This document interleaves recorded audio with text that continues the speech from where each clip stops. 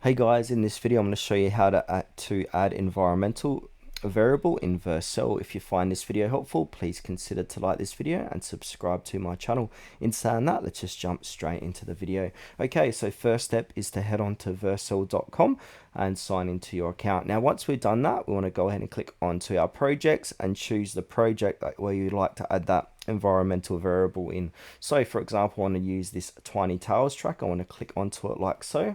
Now, once we're inside our project, we want to go ahead and click onto settings. Now, we're going to come to our project settings.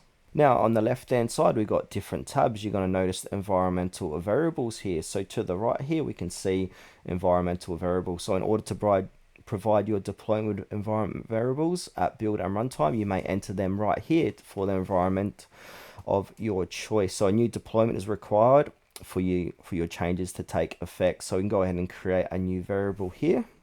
Now on the right, we can go ahead and keep scrolling down and we can see all of our environmental variables are going to be here, and all your shared environmental variables are going to be here as well. So if you got any, they're going to be placed here.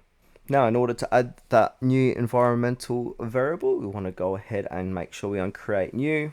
Now sensitive, so if enabled, you and your team will be able to read the valuables after creation, so you can enable that, but sensitive environment variables cannot be created in the deployment environment, so we've got to make note of that. Now environments, we can go ahead and choose production, preview and deployment. We can have them checked or not.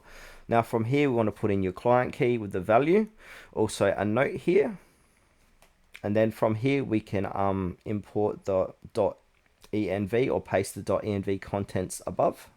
So for the key, I'm just going to type in build and just give that a value and then give it a note. So a note here.